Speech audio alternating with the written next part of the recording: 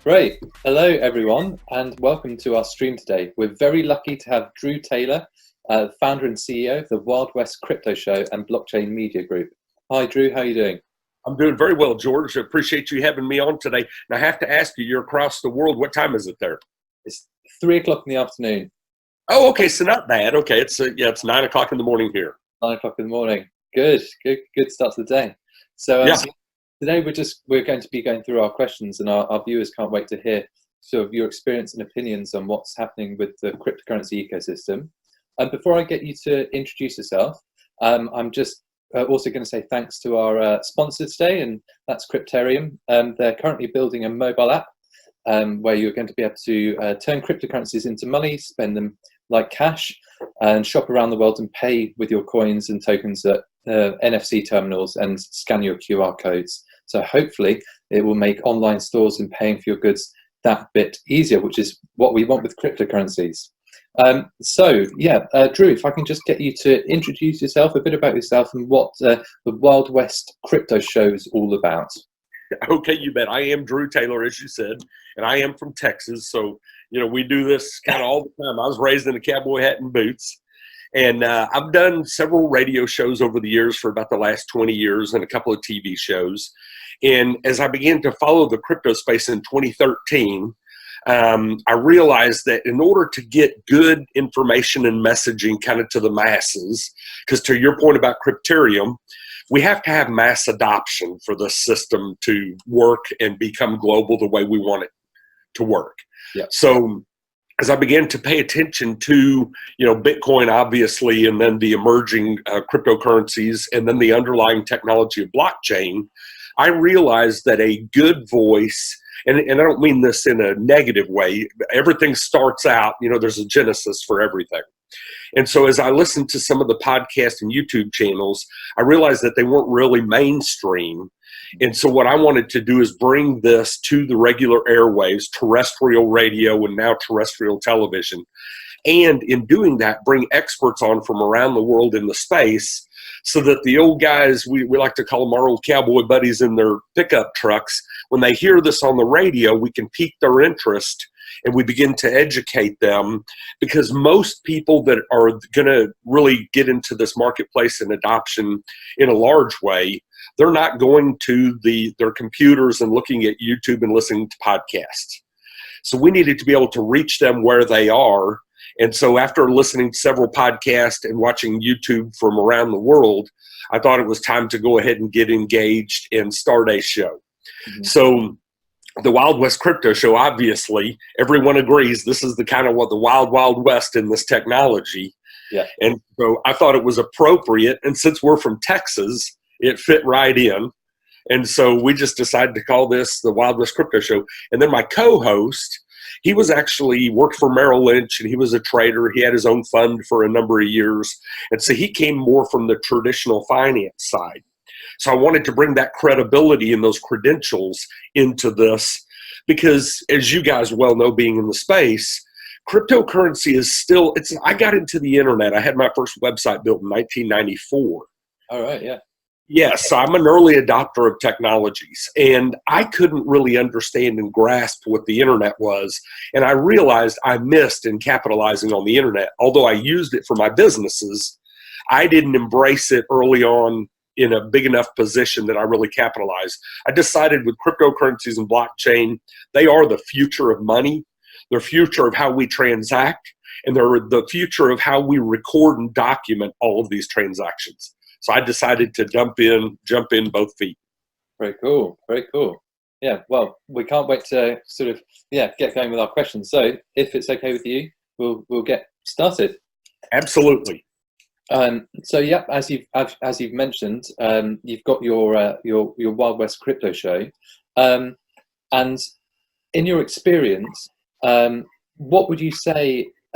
What would you say are the type of people currently engaging with your platform? As you said, you're looking to target people, or to approach people that might not necessarily be going to their computers day to day. So how's your engagement going at the moment? Actually, very, very well. So we started off on the second largest AM radio station in Texas. Amazing. Yeah. I've done several other shows there over the years. And they reach on a weekly basis, we reach between 50 and 100,000 people. Wow. And then as we've expanded, we're in almost 100 regular terrestrial radio stations over the airwaves. And starting January 2nd, we're on 45 television stations. In addition to being, I mean, we're in the top 150 podcasts in iTunes. So we're in all of the podcast platforms and YouTube. So really, I mean, we're kind of spread all over the place. But when you look at our data, now we reach about 100 million people every week around the world. Wow. Okay. Yeah, pretty significant reach. And about 50% of them are from the US, and the rest of them are from other parts of the world. I mean, obviously in Russia, the UK, yeah. Australia, New Zealand. I mean, we literally have listenership, and we get messages from people all over the world. So actually, the end of this month, January, will be our 1-year anniversary of the show. And I've been very, very blessed and appreciative that we have grown like wildfire. You know? Absolutely. Yeah, yeah. You mentioned did you say the TV in 45 cities? Yes. Yeah. How did that come about? Because it's obviously a huge step forward, not just for your show, but also cryptocurrency in general becoming more mainstream. So how did that come about for you? Believe it or not, they actually reached out to me. They were looking to get into this content, into this space. And so they, kind of researched everyone out there that was doing something, information, and they liked what we had. And so they came to us with an offer to broadcast this. And yet, you'd ask the question, so who are we reaching? I mean, really in our demographic, and it's kind of who we're targeting. So obviously you have the young people, the millennials, the early adopters that are always going to follow technology. But what we've been able to do is reach out to the people, I like to call them the old gray-haired folks like this, that actually have a retirement and everything else. And we're educating them to take a piece of their portfolio and put it into the cryptocurrency space, very conservatively, obviously. But we're able to reach and educate those folks and get them comfortable. And even in this period of time, since we started the show, it's been easier to get into the marketplace. Right. We continue to see these advancements and developments. You're talking about Crypterium. I hold Crypterium. It's one of the cryptocurrencies I invested in early on. And so I'm glad to hear some of the new functionality that y'all are building into Crypterium. Yeah, sure. And with that, my next question is on what you think of as the short-term outlook for cryptocurrencies and Bitcoin. But before I get to that, actually, with your massively increased reach, what has been the effect, if at all, of the bear market? Because obviously, if people are just being introduced to this completely new technology, and then suddenly they're reading about all these stories of Bitcoin tanking and everything, have you noticed a reaction? And if so, good, bad, or indifferent? What's happened with the bear market? Well, I will tell you, and that's part of what we believe our responsibility and our job is.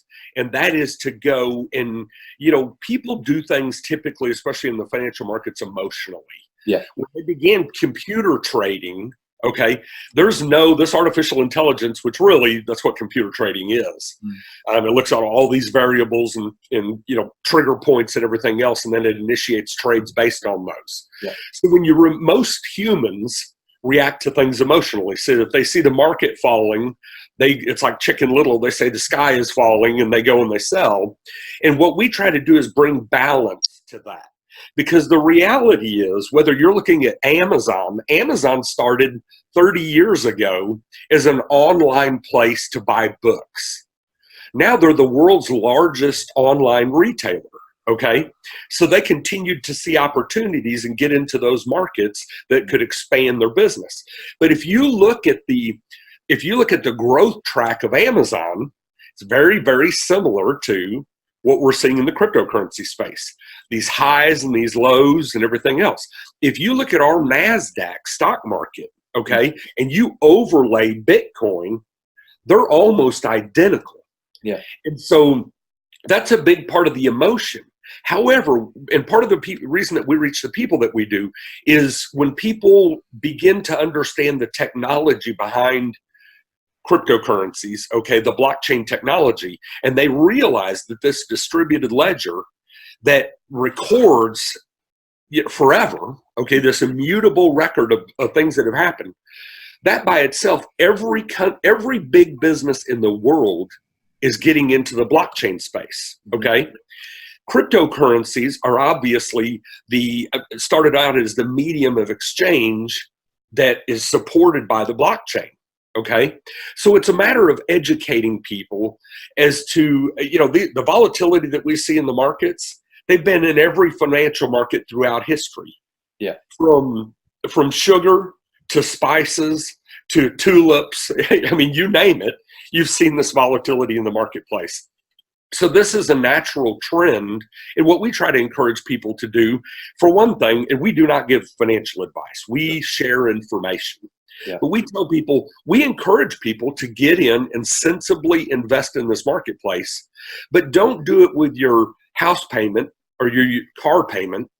Take a small piece of your portfolio and begin to buy into this space, anticipating that you're doing this for the long term. Sure. If you will do that, then you will see what we've seen in every financial market, and that is significant appreciation and gains over the long term. Yeah, that definitely makes sense. I think that really ties in with what more people are figuring out, is that it's riskier to have zero exposure to cryptocurrency than it is to have a tiny bit. Because you bet. Yeah, so long term it's riskier to have nothing than a controllable amount. Right. So do you think that when you with a show like yours, when people are really understanding the transformative effects that this technology can have, that when they actually get the information they need to understand that actually they're less potentially emotional and they're more sensible, and therefore they can take advantage of what could be what we all hope will be a really huge change? Do you think that's your experience? Yes, that is it's the message we're communicating. The other thing that we do, if you look at our, shows from the past, Sure. you'll see we bring experts on from all over the world. We don't purport to be the authority in this. We know that, especially we like to say that things are moving at the speed of crypto.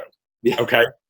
So things are changing so rapidly in this space. I will tell you, even talking about, there's several platforms now where you can go and use your Visa card, and on the internet, you can buy. Coinbase will allow you to buy a basket of cryptocurrencies. Mm-hmm. There's a company called Fresh Wealth where you can go and sign up, and literally in 10 minutes, you can buy the top 5, top 10, or top 20 cryptocurrencies. Mm-hmm. So the easier that we make it to do this, and then the other thing that we tell folks, certainly in the United States and in a lot of the world, Americans throw a lot of money away. And by that, I don't mean they put it in the trash can literally, but they spend money on things that really have no longevity to them and no potential for return. And so it may be the person that goes to a Starbucks coffee every day and spends $6 a day, 30 days of the month is $180. What if you went to Starbucks half as many times and you took that extra savings, $100 a month, and invested it in cryptocurrencies, anticipating you're going to do it for a minimum of 5 years? Mm-hmm. So it's when you reduce it down to that level for people, it makes it sensible to them, So we feel like our message, and then bringing the experts in that are going in and telling what their project is and why their project makes sense globally. And I will tell you, my son was recently in Ecuador. He went to South America. Okay. He's a regular old American raised here, with a debit card and cash in his hand. But he goes to Ecuador. There weren't ATM machines for him to use down there. Mm-hmm. But he had a smartphone. So I was able to send him on his smartphone an Ethereum, which he then went to a local market who's begun to embrace it there. The United States is behind the curve in this. Mm-hmm. And for the United States being pioneers in everything that we've done, it's amazing to see how slow we've been to adopt this. And we're starting to see things wrap up. But I was able to send my son Ethereum. He was able to go to a local store and he bought a few things that he needed, and they gave him some cash back. He couldn't do it with his debit card. Yeah. So it's global solutions like that that more and more people are going to realize this makes sense. The other thing that has happened with the advent of smartphones, really pioneered by Apple, older people, and we live in a town that is a big retirement town. And so I always wondered, will old people ever get away from the old telephone like this? And now you see grandmothers and grandfathers sharing photos of their children with their other brothers and sisters and family. Well, it is now that easy to send crypterium, to send other cryptocurrencies to people. Yeah. So those things, that simplification is what we'll see a significant growth in cryptocurrencies, we believe, over the next 3 to 5 years. Yeah. I think that's what we wanted to pick on next, actually, because you get to work with and interview such a variety of experts. I know it can be a bit of a fool's game to at least predict in the short term, because as we know, it's cryptocurrency, and it seems to do the opposite of what most people think a lot of the time, at least in the short term. But what's your general kind of consensus from the people you've spoken to about the next year? Do we think this is the time for these mainstream apps to start coming alive? What's the consensus? Yeah, I can tell you that the global financial markets are nervous as it is anyway. Okay. And so you see that kind of across the board. And when we talk about asset classes, it's everything from art to, certainly in the US, to guns, to gold, to silver, to precious jewels, to dollars and other fiat currencies and everything else. Cryptocurrencies is an asset class. Okay. What we saw in 2018 to a large degree, and I'm a big influencer on LinkedIn as well, if you look at my LinkedIn profile. So I get connected and I correspond with a lot of people on LinkedIn. But all of your major companies, not only in the US, but globally, and I'm talking about in Europe, in China, in Asia, certainly where you guys are, Australia, they are all building infrastructure for blockchain with the utilization of cryptocurrencies, whether it's for reward programs or actual, currency exchange or whatever. So a lot of this foundational infrastructure has been built through 2018. They continue to build. The other thing that we're seeing that the regular person does not see out there is a lot of these big OTC trades, which is off the chain, so you don't see it in the cryptocurrency markets, okay? But it's private owners that are selling large blocks of cryptocurrencies, typically the top cryptocurrencies, to a lot of these financial institutions that are taking, or funds that are taking big positions in cryptocurrencies. Now, why would they do that if they thought it was going to fail? They don't. My point being, the financial markets and businesses, companies see this as the future. So they talk out of both sides of their mouth in a lot of ways, okay? So they don't want people to go in, and they don't want mass adoption until they are positioned to be the people that they go to for it, so that they can capitalize on it. It's business, So where they're saying, cryptocurrencies are this, and there's full activities out there that are, less than above board. Some of that is true, but it's true in anywhere that there's money. Yeah. So, and the other thing about cryptocurrencies, if you were to come to me and you had $1,100 US bills, okay, so you had $100,000 in cash, and you and I traded somehow, unless someone photographed that or there was a video running, no one sees that transaction. It's not true with cryptocurrencies. Since they are on the blockchain, once they go, and this has already happened, once they go and they take that identifying number, and then they can follow that throughout all of history to see what other identifying numbers transacted with that person, and it's easier actually to follow some of these nefarious activities than it is with cash or diamonds. Very, very true. I think that needs to be said more, actually. Cash is still king for illicit activities, and it's an unfair accusation against crypto, I think.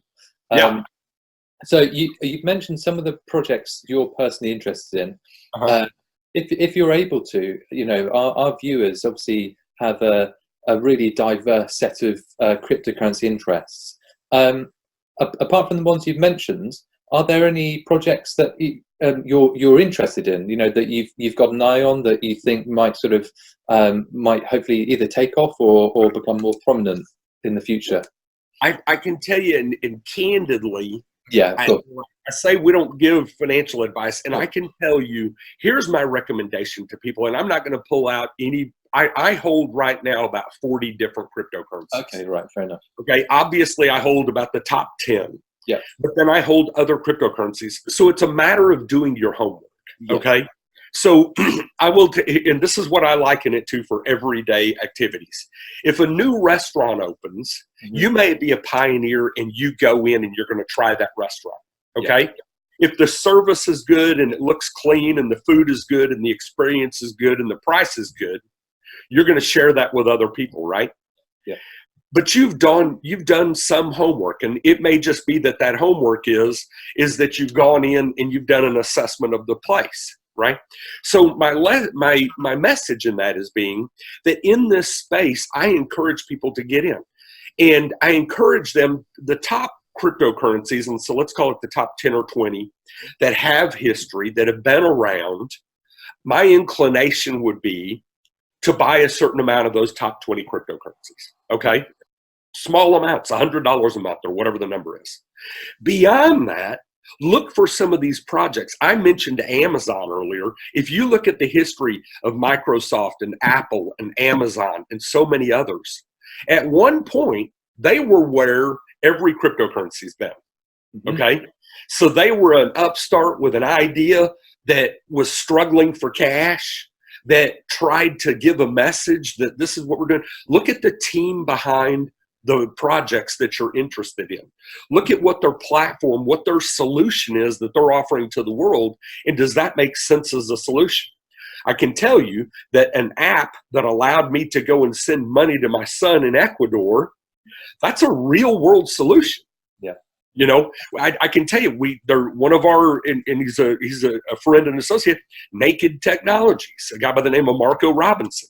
Okay. If you look at Marco and what he's doing with his cryptocurrency, it's diverse across a lot of different platforms. It does have an asset base. And what we saw through 2017 and early 2018 is cryptocurrencies could go out there and they could build a profile and they could begin to take money, and it wasn't really regulated. And you didn't even have to have a working anything. It could merely be a concept, but because of the fervor, the excitement, people would throw money at it. We believe those days are gone. Okay.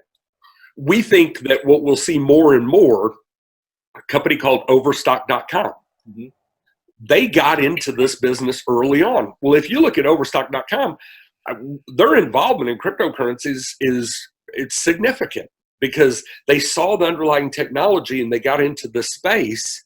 And so you look at brick and mortar businesses, Amazon is building their own blockchain. You've got Facebook, you have all these places, and almost every financial institution that is doing exactly the same thing. Yeah. So to wrap, do your homework just like you would if you're going to shop a new restaurant. Okay. And look at the team behind it. What is their experience in the things that they're doing? What are the real world solutions? And then pick up a little bit of that, not a whole lot. You may go and pick, 5 or 10 projects that make sense to you. Take another $100 a month and spread it out over those projects. Because if one or two of them win in the way that we've seen some cryptocurrencies, then it can offset and actually be significant across the others that didn't win. Yeah, definitely. Yeah. Diversification is the name of the game. Absolutely. You bet. Yeah. I just wanted to come back actually to one of your first points. I appreciate you've got a global reach. But if we kind of think about perhaps your local community, because I think it's really interesting thinking on a global scale, but ultimately, how does it affect me? How does it affect where I live, my local businesses, and all this thing? It's quite a broad question, but are there any particular ways that you see the development of cryptocurrency and blockchain technology affecting, say, your local community in a positive way? What do you think about that? No, I think absolutely. And so let me give you an example kind of near and dear. I've been in several different businesses over the years, okay? And I can tell you that my sons and I, when I first found out about cryptocurrency, we owned a little chain of organic juice bars, okay? So we made juices and smoothies, and we sold nutritional supplements and that kind of thing. And so a guy by the name of Alex Eaton walks in and wanted to know in 2013, do I want to buy an ATM machine for Bitcoin? Right. In 2013, that was pretty early. Yeah, okay. And so I couldn't see that it really made sense to me, because how many people would want to come in and use Bitcoin to buy my smoothies? Okay. So when you look at real world applications, I'm a big proponent of small business. So the United States, and I've told people this for many, many years, the reason the United States became the global power that it did in the time that it did is because if you think about it, people that were wanting to get out of Europe for freedom, whether it was religion or entrepreneurism or whatever, every person that got on a boat and came over here was an entrepreneur, right? So everyone that came and settled here, imagine anywhere you go, if 100% of the people or 95% of the people were all of that mindset of being an entrepreneur. Okay, so what's happened is the United States we're in this movement where things are moving away from entrepreneurism, and we're also seeing the United States lose a lot of its reach in the globe because we are getting more into this socialist type, society. Yeah. But if every person out there was helping to pull the cart can get further and faster because everyone's helping to pull it. The more people riding on the cart and the fewer people pulling it, you make less and less traction. Yeah. So small business, these entrepreneurs, when I look at the little Mexican restaurant, and you can use 100 different, the average profitability in most businesses in the US can go from 2% to 20%. So let's suppose that you have a food restaurant and your profit is 10%. 80% of your transactions are with a Visa or MasterCard, which is going to take on average 3 cents out of every dollar that comes in your door, right? Yep. If your profit is 10%, Visa or MasterCard is getting 1/3 of your profit that you worked for, right? As we get these small businesses to go and understand with Hashcraft and other things that you can do transactions in the same time you can do them with a Visa card, okay? And that becomes seamless, but the cost of that transaction is percentage points of a percent. Yeah. It's 0.1% instead of 3%.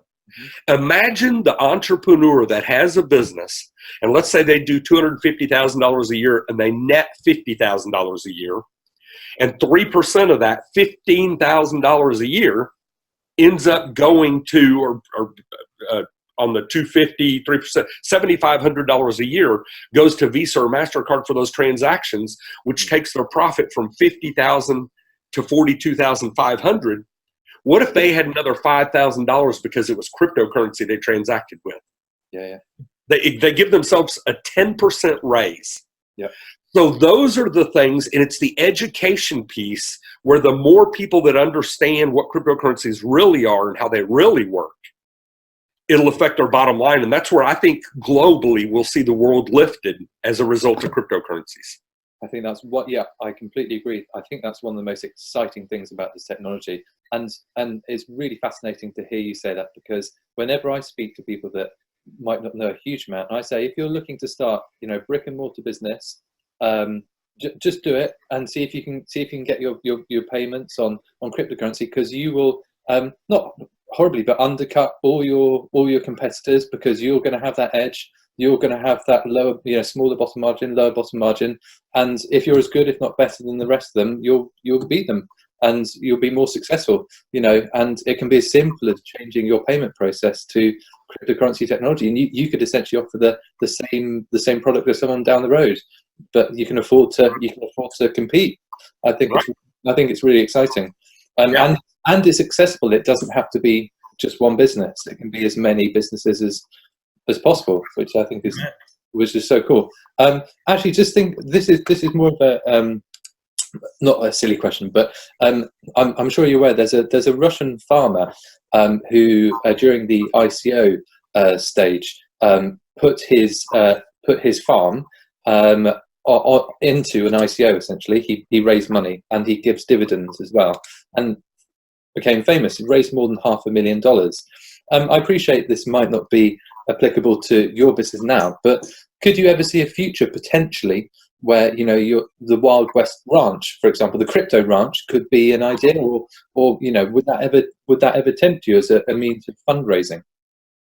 Absolutely, and I think it transcends. There's another really, really impactful piece to this whole thing. Yeah. And with cryptocurrencies, it's a global marketplace that anyone, anywhere in the world can invest in.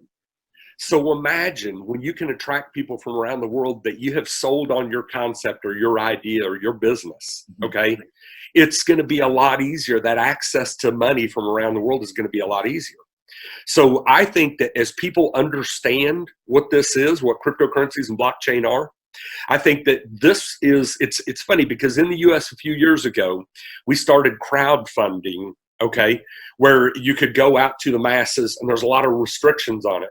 Well, this is crowdfunding on steroids, really. So when people believe in what it is that you're doing, and then that's where some of the transparency comes in. So it's incumbent upon us who are in this industry early, and especially from the information piece, that we police ourselves, okay? Because with that freedom also comes the potential for greater fraud. Yeah. And so in the US, we talk a lot of times that the US's laws that were SEC for our Securities and Exchange Commission that were really written in the 1930s to protect the small guy, okay? But what's interesting is a 21-year-old can go with $10,000 cash and go to Las Vegas, and he can buy women and whiskey and gamble, and no one says anything to him. But he can't buy, unless he's an accredited investor, he can't buy $1,000 worth of a cryptocurrency. So, are they really saving those guys, or is it really just making the rich richer because they can buy that? Yeah. And so we think we need to see balance, and that's where the rest of the world really has a leg up on us, because almost anywhere, your brothers and sisters and nieces and nephews, as a young child, they can start buying cryptocurrencies, and we can't. Yeah. Yeah. I hope that does change, actually, because I mean, in the UK, we're obviously not bitter about independence, and we've put that behind us.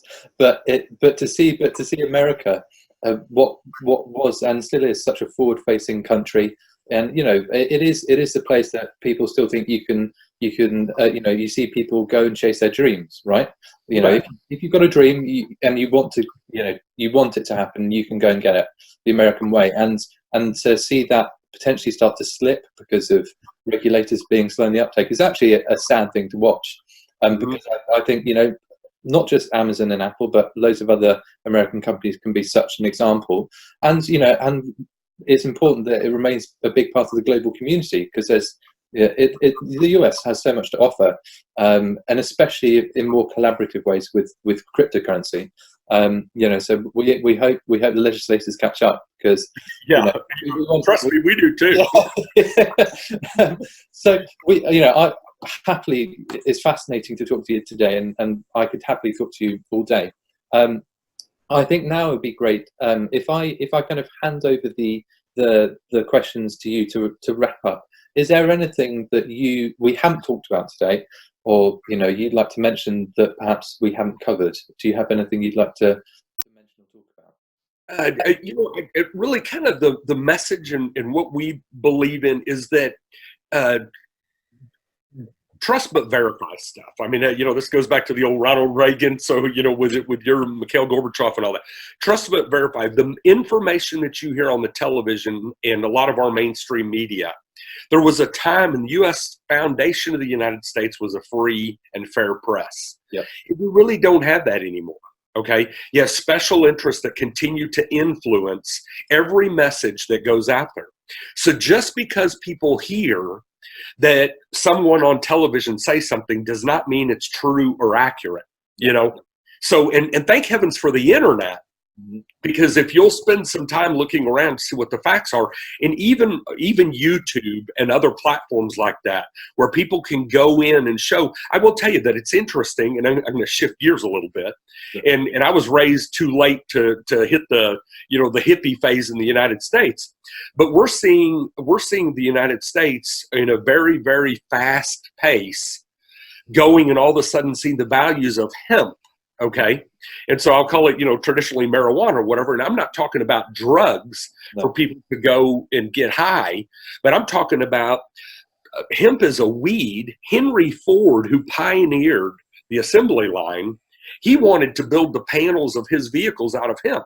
Right. It used to be that in the United States, they required farmers to grow hemp because it has such utility value. Mm-hmm. However, it was outlawed, and a lot of the reason for special interest, the cotton industry and the tobacco industry, they didn't want hemp because it competed with them. Mm-hmm. So that's the other thing about capitalism that is a little bit tough, is at the end of the day, money often wins the day, not what is best for the people or anything else.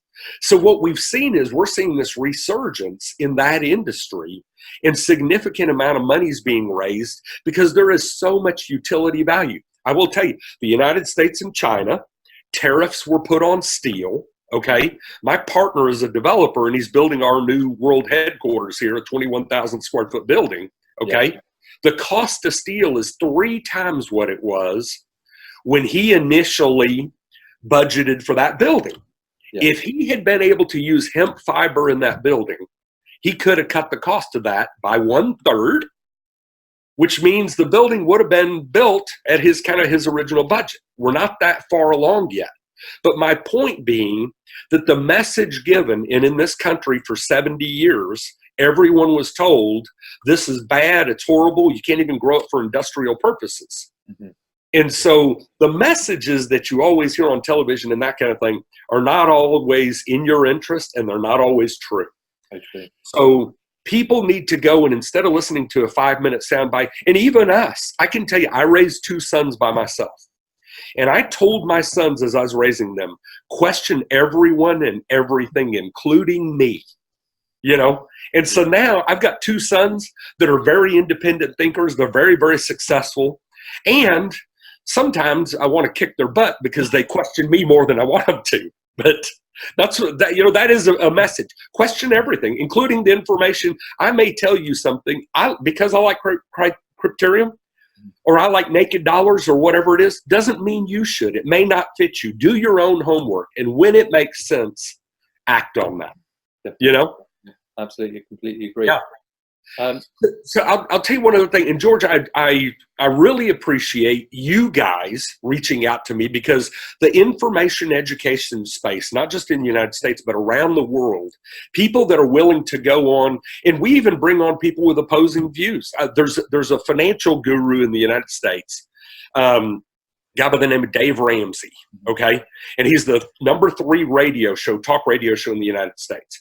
So my partner and I had the opportunity to go and have lunch with him, relatively small group of people. And so he's big on the fiat dollar and everything else. And I told him I was in the cryptocurrency space. And he said, well, you're not going to like what I think about it. And I said, what's that? And he said, I think in 15 or 20 years, it'll be a good investment, but it's too early today. I don't have a problem with that. Some people take risk. Mm-hmm. Some people are risk averse. Yeah. Wherever you fall, those that are willing to take the risks, they tend to get the greater rewards, but they can also lose their shirt. Yep. So, there's this nice mix of that. I think cryptocurrency and blockchain and the technologies, I think they're a risk worth taking, smart and measured, and with money that you may take to Las Vegas and put on a craps table. Yep. 100%, and we feel the same here in Newconomy as well. We think it's a risk taking, absolutely. Before we wrap up, I'd just like to sort of ask if you have any upcoming guests that our viewers might want to know about with your show. So, is there anything we can look forward to? So I will tell you, my team now reaches out, because of, matter of fact, the guys from the Bad Crypto podcast, Travis and Joel. And actually, they were the first podcast I listened to. So they kind of pioneered this information ground. So they're going to be on our show, and we're going to be on their show in the coming weeks. Okay. And then we've got we have the founder CEO of Suku, which is kind of a new project that is involved by Deloitte and Touche. Okay, so it's a big global concern. My team is actually reaching out to almost everyone you can think of in the space. And so we're working on getting Brock Pierce on the show. We've had John McAfee on our show. So there isn't anyone, that's the other thing. There's almost isn't anyone that we won't bring onto our show to go and help put all the information out there that we can so that people are at least informed in making their decisions or whatever. Now, I tell you, I'm going to invite you guys to something else. There's a truck driver by the name of Bitcoin Ben. Yep. And he's out of St. Louis, okay? And we are collaborating with Bitcoin Ben. If you go to our website, wildwestcryptoshow.com, and you go to events, you'll see we are doing a Guinness Book of World's Record, world's largest education meetup, okay, on April 6th here in Texas. April 6th, okay. April 6th. So I tell you what, I would invite you guys. I know we have people coming from Russia and from the UK and Australia and a variety of other places. Germany, Jorg Molt, who actually was involved in helping to write the code for Bitcoin and the white paper. He will be here. I mean, we've got people from all over the world coming to this. Awesome. Love for you guys to come to this thing and maybe get you a cowboy hat. Absolutely. Yeah. Great. Thank you very much. Yeah.